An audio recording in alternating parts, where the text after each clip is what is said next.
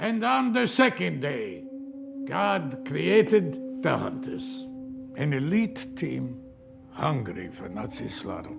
I'm Sharronda Williams, and welcome to Prime Video Recaps. Welcome to Prime Video Recaps, where I will be recapping some of our favorite Prime Video original titles in order for you to catch up before binging a new season. With Hunter Season 2 premiering on January 13th, I thought you might need a little reminder of what happened on Season 1 of Hunters. Hunters centers around a diverse group of Nazi hunters living in 1977 New York City who discover that numerous escaped Nazi officers are conspiring to create a Fourth Reich in the United States. The season opens up in 1977 at a barbecue at the home of Biff Simpson, who works for the US government. He's confronted by one of his guests who calls Biff the Butcher Arlov and a Nazi. She urges her husband to call the police, but Biff pulls out a gun and shoots everyone after his 30-year cover is blown. Biff has American neo-Nazi and Fourth Reich member Travis show up and shoot him in the arm to make him look like a survivor of the massacre and clean up the mess. Don't let the clean cut look fool you. Travis is very dangerous and bad to the bone. Travis is later sent to torture a congressman in order to change the vote on a Latin American trade deal. We're then introduced to the Jewish teenager Jonah,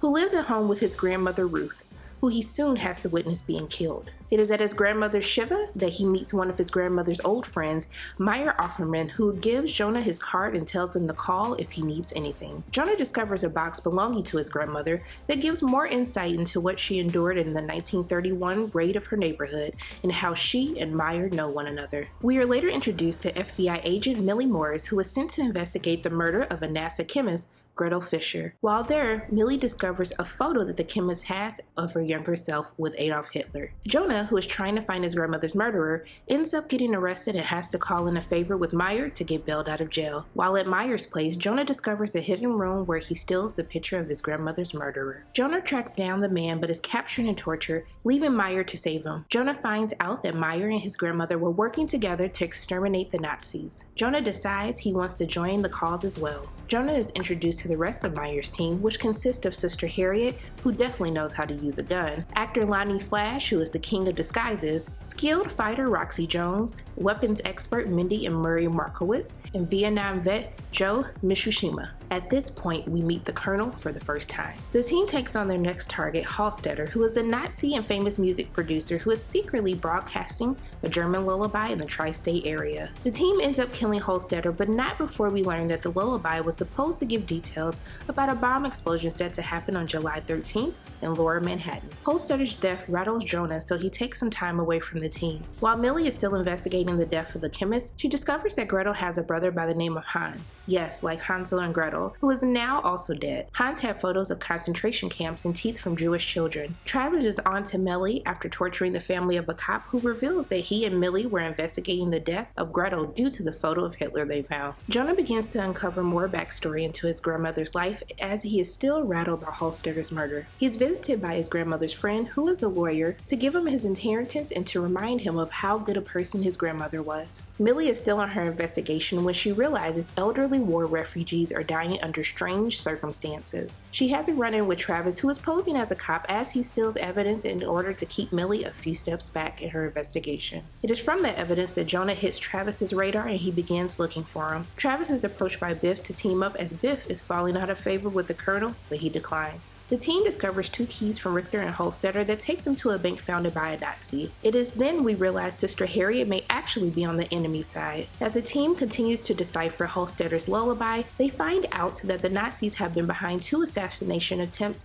and that the July 13th date is when another will take place. Meyer meets with the Swiss bank manager Frederick Haus as the team is trying to figure out what the Nazis are hiding there. They are trying to find the contents of box 630, which matches the 2 keys they found. The team infiltrates the bank but does not find box 630. Instead, they find a secret room with a basement filled with Jewish items stolen by the Nazis. Later in their conversation, Meyer stabs Frederick in the hand. Frederick admits that box 630 is owned by Oscar Hoffman, aka the Ghost. The Ghost is someone from Meyer's past who he thought was long dead. We get more backstory into Ruth and Meyer's relationship and how an interaction with a doctor called the Wolf led to more danger for Meyer in the concentration camps. Millie goes to Jonah's house to find him, but he isn't there. Instead, Travis is already inside trying to gather more intel on Jonah and his associates. Millie ends up finding Jonah at Meyer's house and she tries to get him to explain his involvement in the mysterious murders, but he says nothing. Biff ends up getting the trade bill delayed, which deepens the rift between him, Tobias, and the Colonel. The team begins to try to track down the ghost, who has 9 fingers. It's time to hunt the ghost.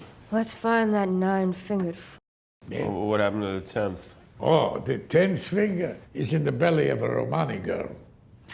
Bit it off while he was experimenting on it. They are able to find one of the ghost top lieutenants, Dieter, who is undercover, as well as the ghost's former girlfriend, Tilda. The team has interesting ways of torturing Dieter and Tilda, but things quickly are interrupted when Harriet unexpectedly kills Dieter and kidnaps another Nazi. Meyer executes Tilda after she calls him the Great Pretender. You're the biggest charlatan of them all. Oh, how's that? But I'll get back to that a little later. Biff meets with the Colonel, who tells him he can meet with the General if he stops delaying the Latin American trade deal. Millie is still investigating as she meets the journalist Danny, who tells her about the Nazis in the US living under new identities. He has a way to expose them, so they go to a bar to meet the source when Millie is beat up and threatened to expose her relationship with her partner Maria. Millie meets with Danny again and they meet with the source Tommy, who tells them about Operation Paperclip, which is a program that the US used to recruit high-ranking Nazis to work in America before the Soviets could get to them. Millie tells her supervisor what she has learned and is immediately thrown off the case. We learn why Harriet kidnapped another Nazi from the party, because it was the guard who murdered Mindy and Murray's son, Aaron, in Auschwitz. Biff ends up getting the Latin American trade deal accomplished, causing a rift between him and Juanita, who helped him solve it before. This leads to Juanita having a journalist investigate why he wants the bill passed. The team goes on a mission to find the ghost, which leads them to discover the ghost is on life support and looks different due to plastic surgery. They find his daughter, who gets away, but not before they discover a new lullaby containing information about an attack happening that night. We later learn the bombshell that Meyer is in fact Jonah's grandfather, but this is quickly interrupted after Millie arrives to arrest Meyer for the murder of Heinz Richter, after being tipped off anonymously by Travis with Meyer's file from his war room. The team goes to stop Travis from carrying out the bomb plot at the train station. As Murray tries to defuse the bomb, it explodes, killing him. This explosion also causes a blackout in NYC, while Travis stabs Lonnie. After the blackout, Millie realizes that Meyer may be innocent and lets him go. Harriet learns that the ghost's blood contains a pathogen that detonates a dangerous plague after the body is dormant for 6 weeks, and there is no cure if you are exposed. This pathogen is a part of the Colonel's plan to poison American inner cities via corn syrup. Harriet learns that the pathogen can be destroyed at an extremely high temperature, and her and Lonnie find the factory where the corn syrup operations are happening. Millie also uncovers that her boss Grimsby and Biff know one another when she finds Biff at his home. The team infiltrates the plant to heat the batches of corn syrup and blow the plant up. During their plan, Travis discovers they're there, which leads to a gunfight. Travis and Jonah fight, but Millie stops Jonah from killing Travis. The Colonel gets away, but Meyer goes after her by driving her getaway car as she shoots at him,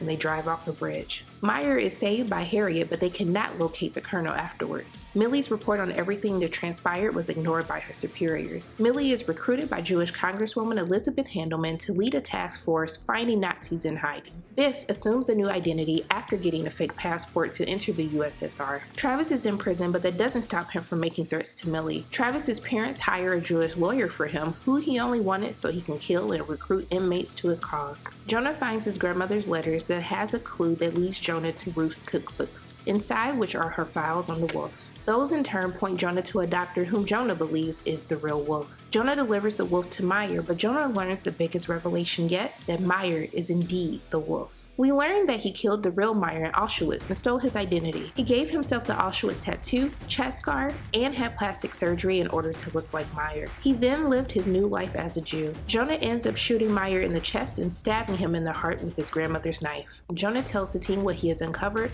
leaving the team to disband. Joe ends up being kidnapped by the Colonel's men. Jonah, Roxy, Lonnie, and Harriet are left to form a new group and continue their mission in Europe. During the final moments of the season, we see Joe is taken to a mansion where we discover the Colonel's name is Ava Braun and she is with her husband, Adolf. There you have it, everything you need to know about Season 1 of Hunters. Don't forget, Season 2 of Hunters will premiere on Prime Video January 13th. Once again, my name is Sharronda Williams, and thank you for watching Prime Video Recaps.